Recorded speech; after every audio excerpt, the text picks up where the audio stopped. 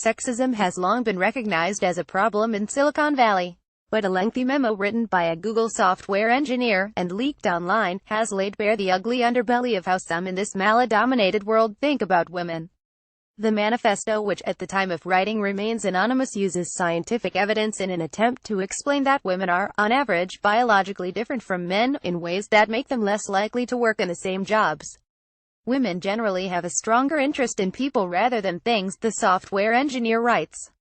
A portion of his argument is indeed based on published science. In particular, there is a school of neuroscience that tries to popularize the notion that male and female brains are distinct. It claims that female brains are typically hardwired for empathy, while male brains are built to analyze systems, such as computers and cars. This all hinges on the idea that autism represents an extreme form of the male brain, caused by exposure to higher than usual testosterone levels in the womb. Yet recent experiments have repeatedly failed to find a direct link between fetal testosterone levels alone and autism. Indeed, psychological studies show that there are only the tiniest gaps, if any, between the sexes, including areas such as mathematical ability and verbal fluency. Navigating this complicated field for my latest book, Inferior: How Science Got Women Wrong, I was told by a prominent American researcher into sex difference that he no longer refers to brains as sexually dimorphic because the science simply doesn't support this. There isn't a neuroscientist alive who can say with confidence which sex any given brain belongs to. The science cited in the Google engineer's memo is flawed.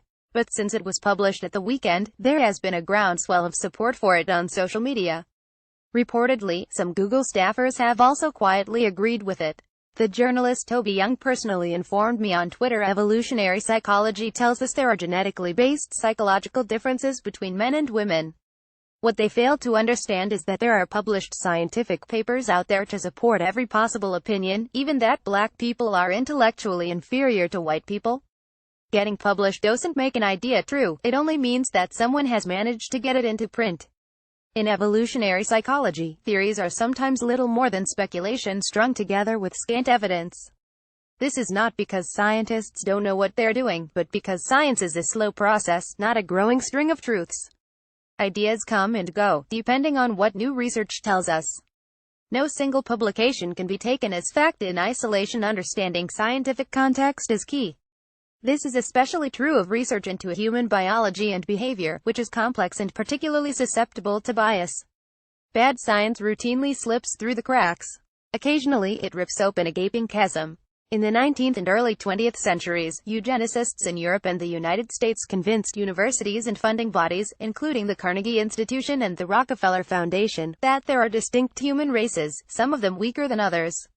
They enjoyed enormous support from those who longed for scientific evidence to shore up their dangerous political aims.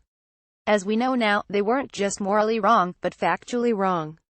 In the 1950s, once millions of lives had already been destroyed, a conscious universal effort was made to shelve the shoddy science of race. But what have we learned from this tragic episode today? It seems very little. Weak scientific evidence and empty theories are still being used to support troubling ideologies. Women are making enormous strides in science and engineering, yet, with some half-cocked hypotheses in their back pockets, male software engineers feel they have the right to tell them they are somehow biologically unsuited to this kind of work. They forget, perhaps, that many of the world's original computer programmers were women, including the first Ada Lovelace. Women began to be marginalized in technology around the time that personal computing took off and became a lucrative industry. Male software engineers forget that discrimination and sexual harassment have driven women out of Silicon Valley, and kept countless more out in the first place. The myriad historical, cultural and social factors that create inequality are all too easily glossed over when someone reaches for the closest, most convenient biological explanation for what they see. This isn't just intellectual laziness, this is prejudice masquerading as fact. Scientists must take some responsibility for the political implications of their work. But we all, as consumers of information, need to be more critical in our reading of science, and more careful about what we think it tells us.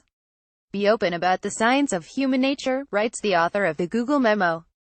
He is absolutely correct. Those who want to use science to support their views, especially if they seek to undermine equality efforts in the workplace, must make an effort to fully inform themselves about the science of human nature. They may be disappointed to learn that it's not as simple as they think. Angela Saini is a science journalist and broadcaster. Her latest book is Inferior: How Science Got Women Wrong, and the new research that's rewriting the story. Guardian.co.uk.